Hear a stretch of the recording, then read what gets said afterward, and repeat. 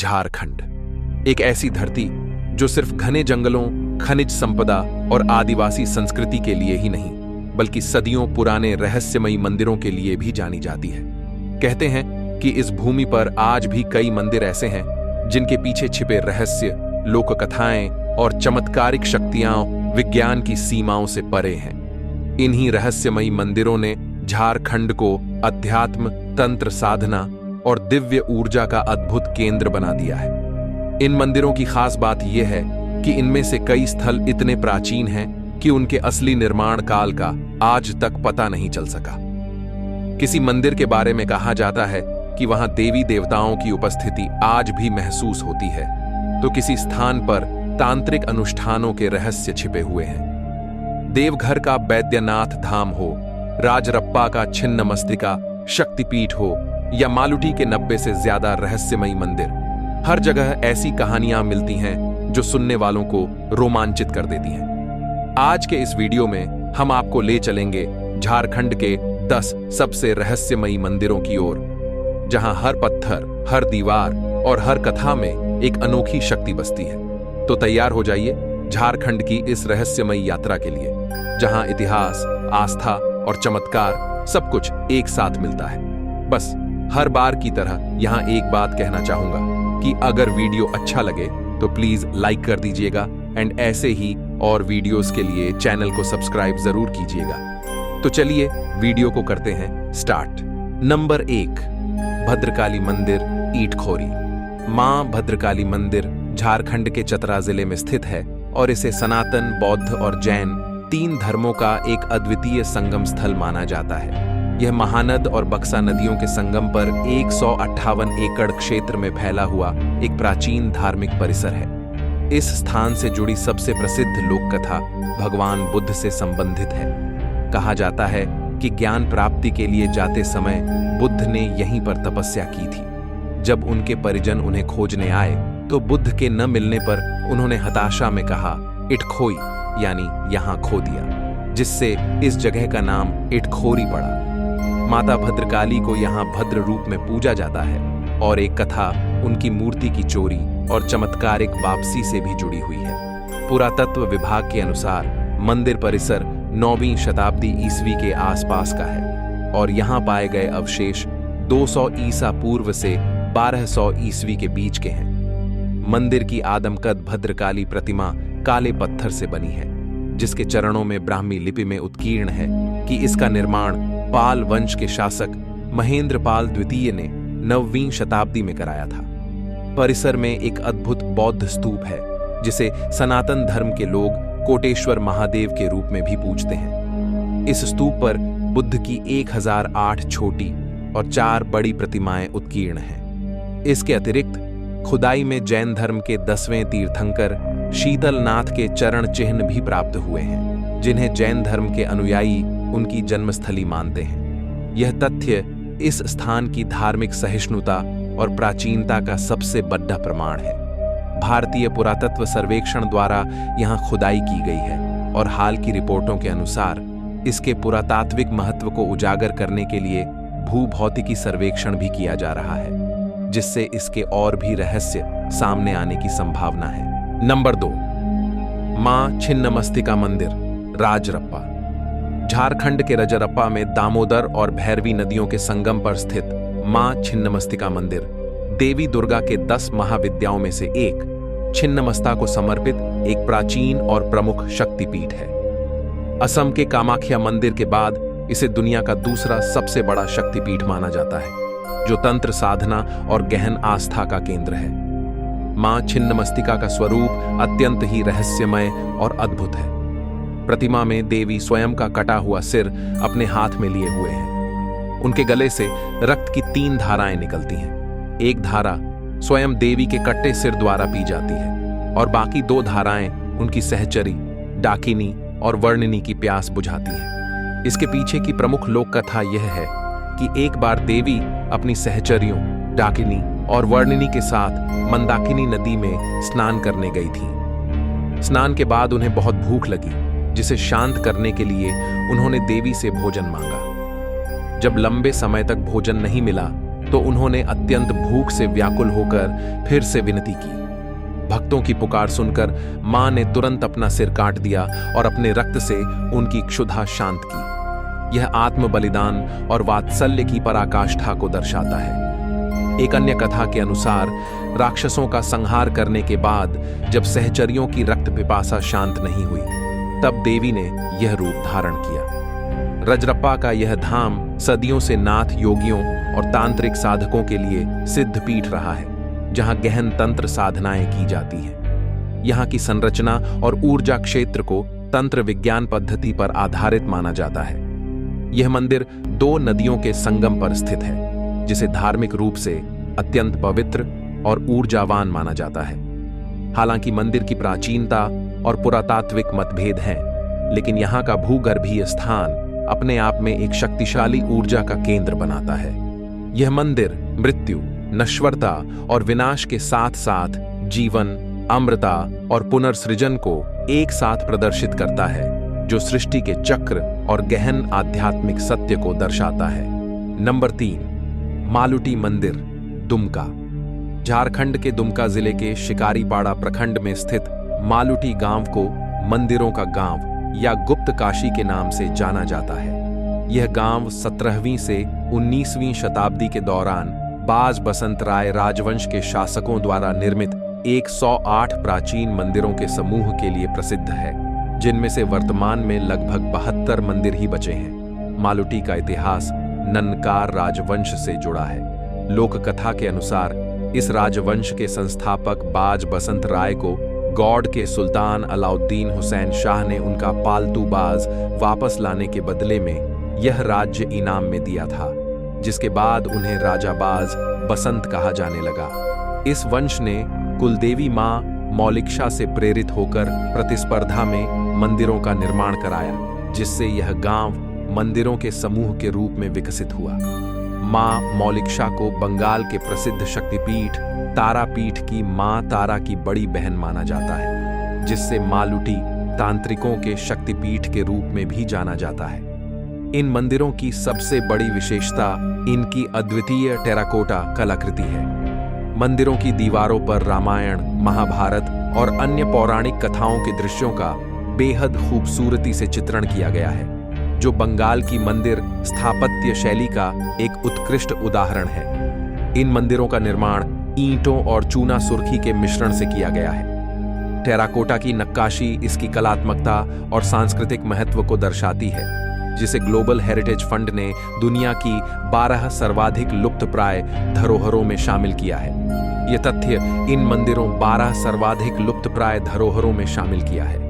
ये तथ्य इन मंदिरों की वास्तुकला की मजबूती और प्राचीन शिल्प कौशल के वैज्ञानिक महत्व को स्थापित करता है। हालांकि पर्याप्त संरक्षण के अभाव में कई मंदिर जीर्ण शीर्ण अवस्था में हैं। नंबर 4, झारखंडी धाम, गिरिडीह। झारखंडी धाम गिरिडीह जिले के जमुआ प्रखंड में ईरगा नदी के तट पर स्थित भगवान शिव को समर्पित एक प्राचीन और अत्यंत पूजनीय तीर्थ स्थल है।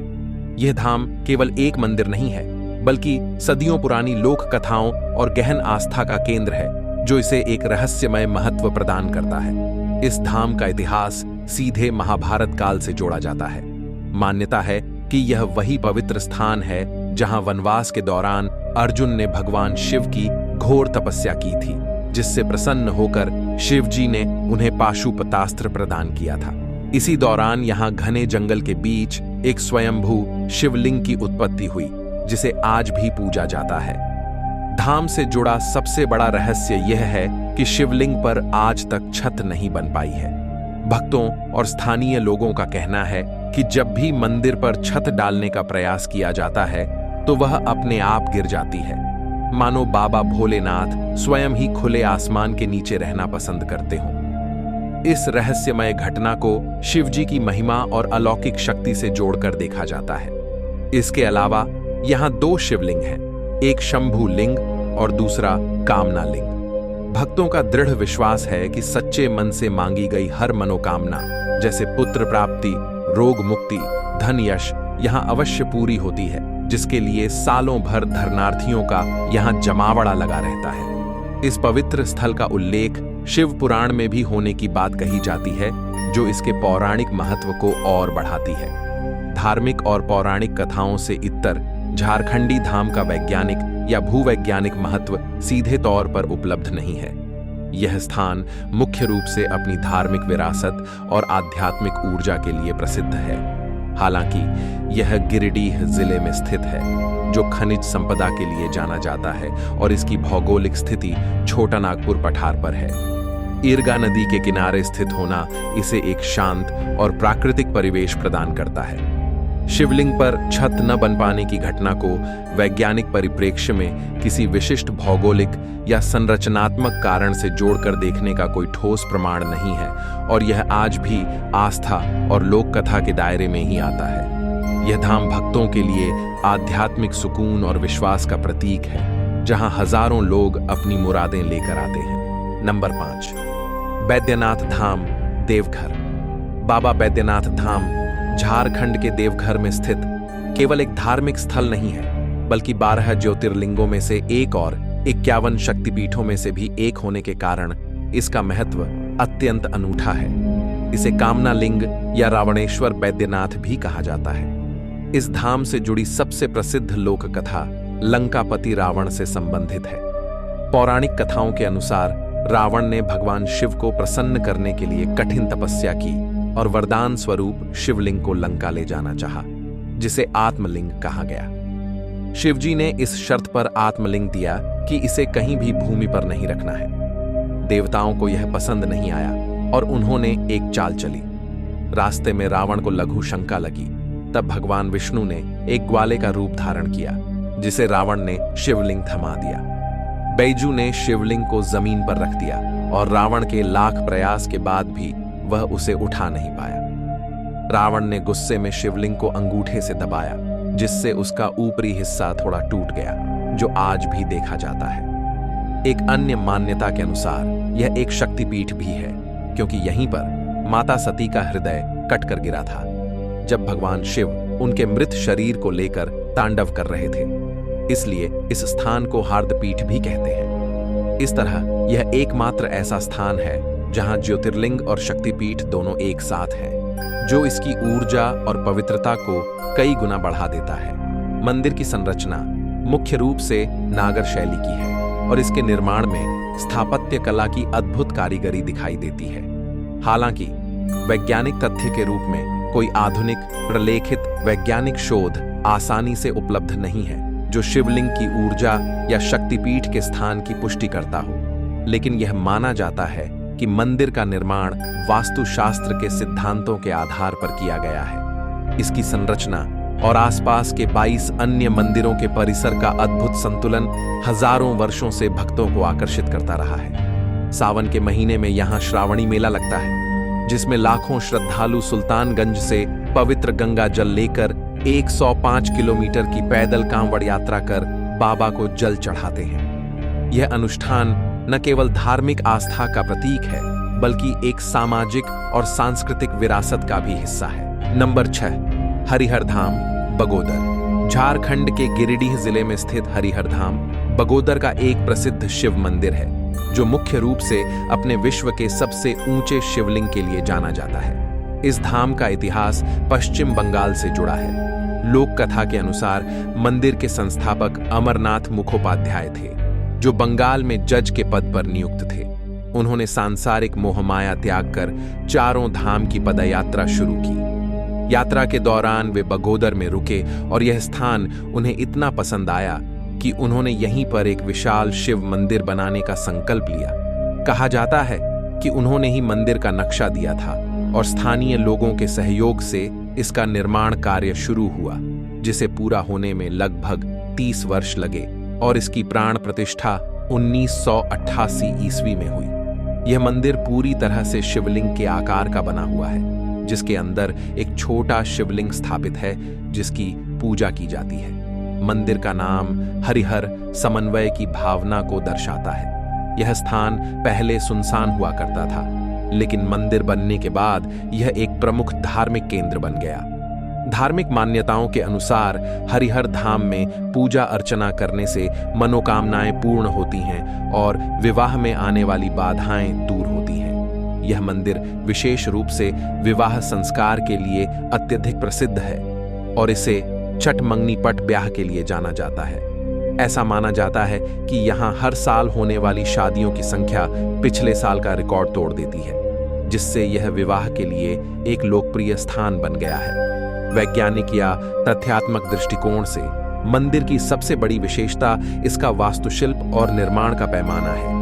65 फीट की ऊंचाई वाला यह शिवलिंग मंदिर वास्तुकला और इंजीनियरिंग का एक बड़ा उदाहरण है, जिसे उस समय की तकनीकी सीमाओं के बावजूद इतने बड़े पैमाने पर बनाया गया। मंदिर लगभग 25 एकड़ क्षेत्र में फैला है और एक नदी से घिरा हुआ है, जो इसके प्राकृतिक सौंदर्य को बढ़ाता है।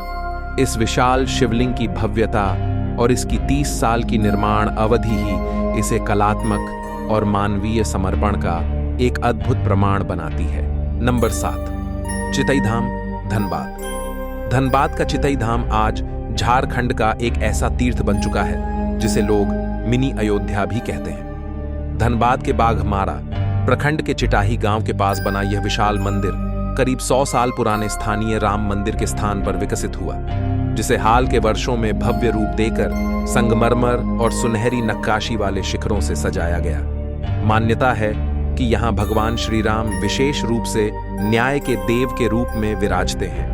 जो भी भक्त सच्चे मन से मनोकामना मांगता है, उसकी अदालतों के मुकदमे, पारिवारिक झगड़े या आर्थिक संकट धीरे धीरे सुलझ जाते हैं। इसलिए कई लोग यहाँ अपनी पहली कमाई या केस जीतने के बाद धन्यवाद देने अवश्य आते हैं। हर साल माघ फाल्गुन के आसपास यहाँ 9 दिवसीय विष्णु महायज्ञ और रामराज मंदिर वार्षिक महोत्सव होता है, जिसमें तेलमच्छो घाट से दामोदर नदी का जल भरकर कई किलोमीटर लंबी कलश यात्रा निकाली जाती है। हाथी, घोड़े, झांकी, बैंड पार्टी और अलग अलग राज्यों के कलाकार इस यात्रा को किसी पौराणिक उत्सव जैसा बना देते हैं। वैज्ञानिक नजर से देखें तो मंदिर के खुले प्रांगण, सफेद संगमरमर की फर्श और ऊंचे शिखर गर्मी में भी भीतर ठंडक बनाए रखते हैं, जबकि चारों तरफ फैला हरियाली युक्त परिसर मन को शांति देता है। बड़े आयोजनों पर लगने वाली LED रोशनी और साउंड सिस्टम को इस तरह प्लान किया गया है कि भीड़ के बीच व्यवस्था बनी रहे। सबसे बड़ा रहस्य यही माना जाता है कि कोयला खदानों से भरे इस औद्योगिक क्षेत्र के बीच इतना शांत, स्वच्छ और अनुशासित धार्मिक परिसर कैसे विकसित हुआ, जो आज धनबाद और आसपास के जिलों के लाखों लोगों की आस्था का केंद्र बन चुका है। नंबर 8, अमरेश्वर धाम, खूंटी।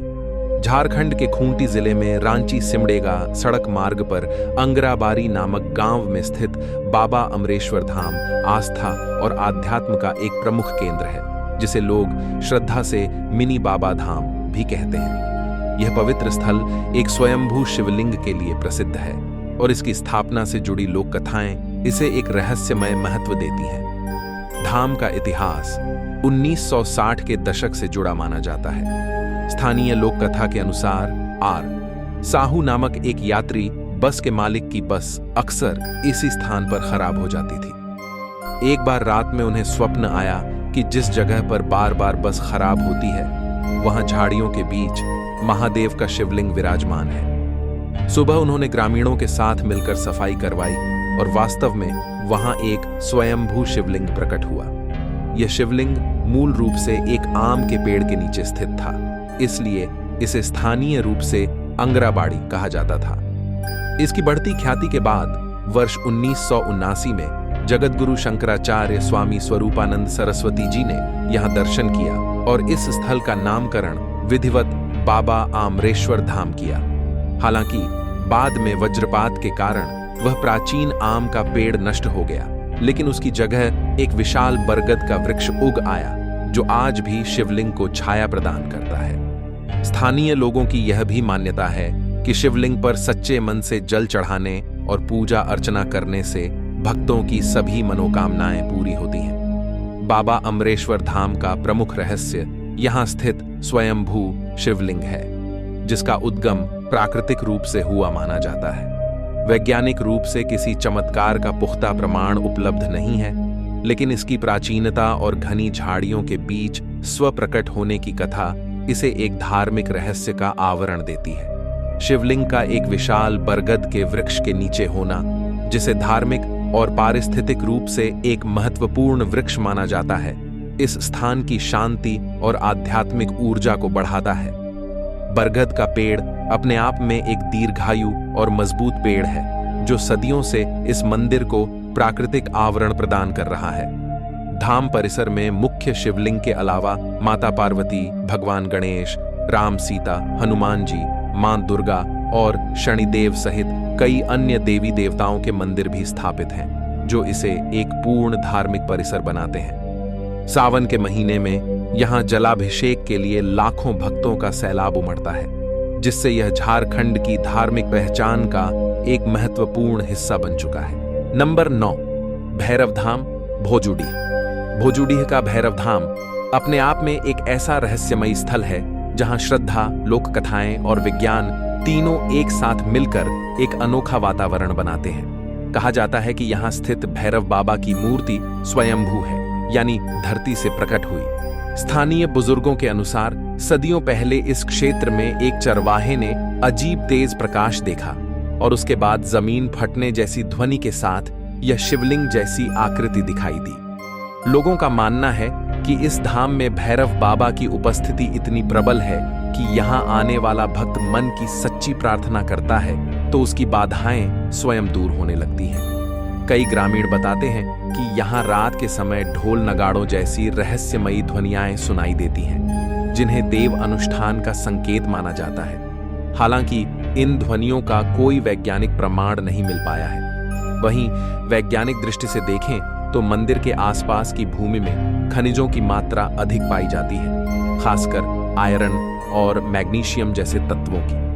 भूवैज्ञानिक मानते हैं कि ऐसे खनिज जमीन के भीतर हल्की तापीय गतिविधियां पैदा करते हैं, जिसके कारण कभी-कभी हल्का कंपन या ताप भेद महसूस हो सकता है, जिसे ग्रामीण दिव्य घटना मान लेते हैं।